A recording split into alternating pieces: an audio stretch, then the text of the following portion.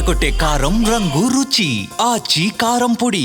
CM Revanth కి మాజీ మంత్రి కేటీఆర్ సవాల్ చేశారు. దమ్ముంటే పార్టీ మారిన ఎమ్మెల్యేలతో రాజీనామాలు చేయించాలి అన్నారు.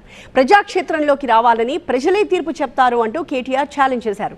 ఉద్యమ పార్టీని మింగేయడానికి కాంగ్రెస్ పార్టీ 2004 నుంచే కుట్రలు చేస్తోందని ఆరోపించారు. ఇలా మన పార్టీలోకి వెళ్ళి గెలిచిన వాళ్ళు ఒక 10 మంది అవతలు ఉన్నారు. ఏ పార్టీలు ఉన్నారో చెప్పుర్రా అంటే వాడు చెప్పే ధైర్యం కూడా లేదు.